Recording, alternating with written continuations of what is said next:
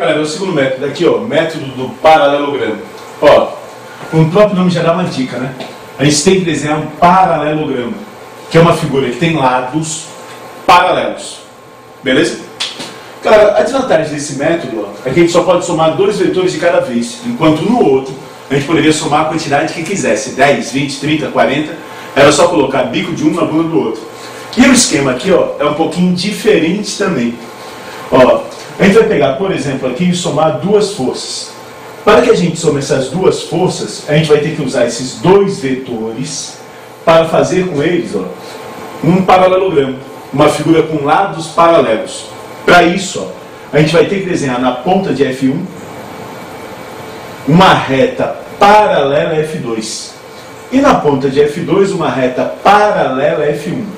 Percebe que na hora que eu acho a resultante agora, ó, as duas bundinhas dos dois vetores permanecem juntas. Ó, deixa eu pegar aqui. Para achar a resultante desse modo, ó, as duas bundinhas ficam juntas. Depois que eu fiz um paralelogramo, eu vou traçar a resultante. A resultante aqui, ó, vai ser a diagonal que parte da origem dos dois vetores. Essa seria a força resultante, ó, a diagonal do paralelogramo. Faz de novo, Zé. Tudo bem. Aqui, ó, na ponta de F1, uma reta paralela a F2 e na ponta de F2, uma reta paralela a F1. A diagonal aqui, ó, é que vai ser a resultante. Beleza? De novo, ó, na ponta de F2, uma reta paralela a F1, na ponta de F1, uma reta paralela a F2. A diagonal aqui, ó, é que vai ser a resultante. Certo? Percebe que nessa maneira de somar vetores, né, as três bundinhas sempre ficam juntas, ó, do vetor 1, do vetor 2 que eu estou somando e da resultante entre eles. Certo? As três bundinhas juntas. E um detalhe aqui importante, olha só, né? Eu tomei um cuidado para que F1 sempre tivesse o mesmo tamanho. Nos três exemplos, ó. E F2 também. Apesar de F1 nos três exemplos ter o mesmo tamanho, não é o mesmo vetor porque eles têm direções diferentes. Beleza? E F2 também, as três resultantes apresentam tamanhos diferentes. Percebem isso? Ó, essa resultante aqui deu maior zona do que essa, e essa deu maior do que essa. Estão vendo?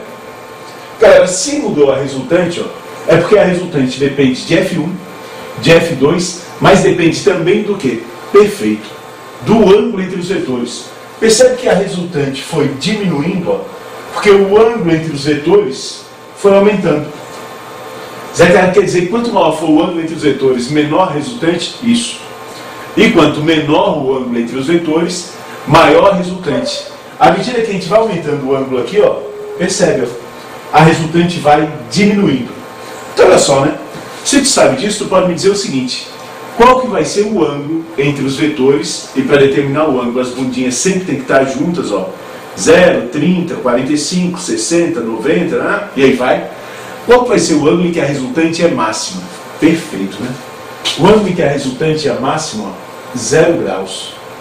Certo? Esse vai ser o ângulo, ó, em que a resultante entre dois vetores tem o seu valor máximo. Tudo bem? Zé, que situação é essa? Essa aqui é a situação, ó, em que eu tenho dois vetores no mesmo sentido, F1 e F2. Para achar a resultante entre eles, a gente vai ver daqui a pouco, né? Na verdade, já sabe, ó, que a gente simplesmente soma os dois. Estão lembrados? Para achar o tamanho da resultante, ó, a gente simplesmente soma os dois. Tudo bem? Se 0 é o ângulo de resultante máxima, qual vai ser o ângulo de resultante mínimo? Perfeito. O ângulo de resultante mínimo vai ser 180 graus. Beleza? É o ângulo em que a resultante é mínimo. Que situação é essa? Essa é a situação, ó, em que os dois vetores F1 e F2 apresentam sentidos opostos. Então, nesse caso aqui, para achar a resultante, basta a gente fazer o tamanho de F2 menos o tamanho de F1, maior menos menor. Certo? Então 0 graus vai ser o ângulo de resultante máxima, mesmo sentido. 180 resultante mínima, sentidos opostos. Mesmo sentido, os dois vetores se ajudam. Simplesmente a gente soma o tamanho dos dois para achar o tamanho da resultante. Sentidos opostos, os dois se atrapalham. Simplesmente a gente subtrai o tamanho dos dois para achar o tamanho da resultante. Ô Zé, aqui quando o ângulo não for nem 0 nem 180, como é que eu faço para achar o tamanho da resultante? Ó, aqui a gente está achando o tamanho, né? 3 mais 4 teria tamanho 7. 4 menos 3 teria tamanho 1. Se eu não souber, se o ângulo não for 0 nem 180, ó, vai ter uma equação aqui para a gente achar o vetor resultante. Eu botei força, mas vale para qualquer tipo de vetor. O vetor resultante vai ser o quadrado do primeiro, mais o quadrado do segundo, mais 2 vezes o primeiro pelo segundo, vezes o cosseno do ângulo entre eles. Eu falei vetor resultante, na verdade não é o vetor, né? O tamanho, ó, o módulo do vetor resultante, caso o ângulo seja diferente de 0 a 180, a gente vai achar através dessa equação. Será que eu odiei essa equação? É tranquilo, ó. Quando cai uma questãozinha dessa no vestibular, eles vão te dar os dois valores dos vetores. O ângulo entre eles e quanto que vale o cosseno do ângulo. Dependendo do lugar ainda que tu faz vestibular, eles te dão a fórmula. É só substituir, levar ao quadrado, somar, que tu acha o tamanho da resultante. Para achar o vetor resultante, não tem jeito, a gente tem que fazer o desenho. Porque o vetor é uma flecha. Mas o tamanho, ó, quanto vale a resultante, a gente usa essa fórmula. Será que mais se eu usasse bico bunda não dava igual? Dava igual, né? Tipo aqui, ó, se eu pegasse aqui F1, no bico de F1, F2, e traçasse a resultante, ó, beleza? Usando o método bico bunda e o método paralelogramo, essa resultante teria exatamente o mesmo tamanho, ó, certo? A desvantagem desse método é que não tem uma fórmula para calcular o tamanho dessa resultante, e esse tem. Claro que para isso, né, a gente teria que conhecer, ó, o ângulo entre os dois vetores, para achar o tamanho da resultante. Os casos que mais caem no vestibular, ó, são esses aqui, ó, 0 graus, 180 graus e, esporadicamente, a gente vai ver um exemplo ali, ó, 90 graus. 0 graus não precisa usar essa equação, é só somar, ó, F1 mais F2. 180 graus também não precisa usar a equação, é só diminuir, F2 menos F1. Marca aí no teu caderno que quando os dois vetores tiverem o mesmo sentido, eu vou ter a resultante máxima.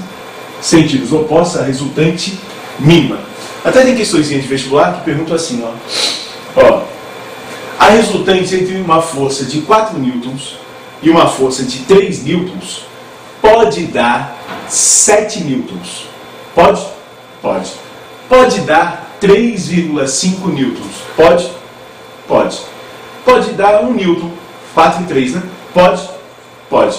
Pode dar 0,5 newtons. Não pode. 8 newtons. Não pode. Zé, que eu não estou entendendo. Cara, quais são os valores resultantes possíveis de 4 e 3? Beleza? A gente viu o seguinte, né? À medida que vai mudando o ângulo, vai mudando o tamanho da resultante, o valor da resultante. Então, entre 3 e 4, ó, somando 3 e 4, eu tenho uma quantidade de resultantes infinitas. Cada ângulozinho diferente dá uma resultante diferente. Mas eu sei o limite dessa resultante. Essa resultante não pode nem ser maior do que o máximo, nem menor do que o mínimo. 3 e 4, ó, não pode ser, então, maior do que a resultante máxima, é quando a gente soma, né? 3 mais 4, 7. E nem menor do que a resultante mínima é quando a gente diminui. 4 menos 3, 1. Beleza? Então eu sei os limites sempre da resultante de dois vetores. O limite mínimo e o limite máximo. Vamos pegar o outro ali, ó. Eu tenho um vetor que tem tamanho 7 e um vetor que tem tamanho 5. Qual é o mínimo que a resultante pode dar? Isso diminui. 7 menos 5, 2. E qual é o máximo?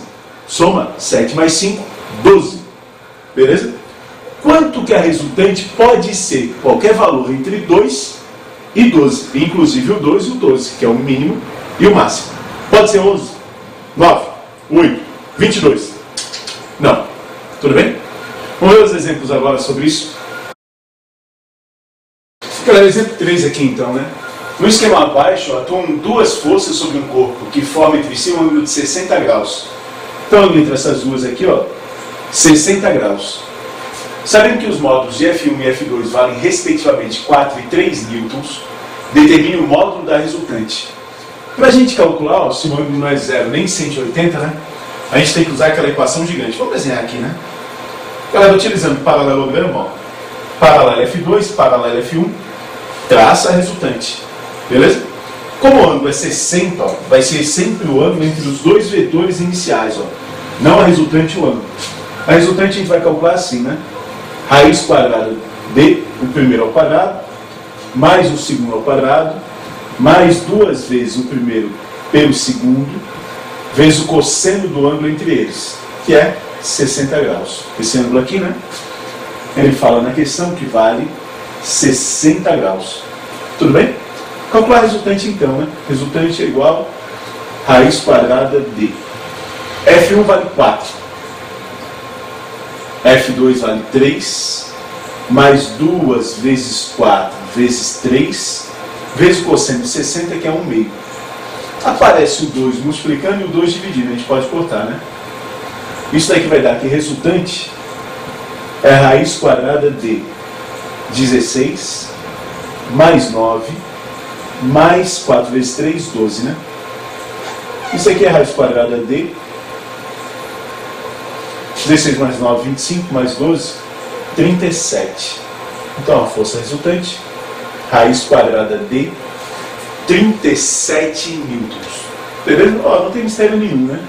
A fórmula é grande, ó, mas as contas são simples. Tá ok? No esquema abaixo, de novo, atuam duas forças sobre o corpo que formam entre si um ângulo de 90. Sabendo que os módulos de F1 e F2 valem respectivamente 4 e 3 newtons, determine o módulo da força resultante. Então, bora, vamos desenhar ali, né? Paralelo F1, paralelo F2, resultante. Vamos usar a equação aqui, ó, para achar a resultante. Resultante, raiz quadrada de, né? F1 quadrado, mais F2 quadrado, mais 2 vezes F1 vezes F2, vezes o cosseno do ângulo entre eles, que agora é 90 graus. Vezes o cosseno de 90. Agora, o cosseno de 90 é 0, né? 0. E 0 vezes qualquer número dá quanto? 0. Então sobrou aqui só o seguinte, né? Resultante, raiz quadrada de 4 ao quadrado, mais 3 ao quadrado. 4 ao quadrado é 16, né? 3 ao quadrado é 9. 16 mais 9 vai dar raiz quadrada de 25. Ó, eu tirei a raiz porque está na equaçãozinha, né? E aqui vai dar 5 newtons. Beleza? Olha só, né? Se a gente fizesse aqui um Pitágoras, ó, fechou aqui um triângulo retângulo, né? Estão vendo? Triângulo retângulo. Essa reta rosa aqui é do tamanho de F1, não é não? Então, se fechou um triângulo retângulo, a gente poderia fazer um Pitágoras. Olha, hipotenusa ao quadrado é igual a soma dos quadrados do cateto. Né?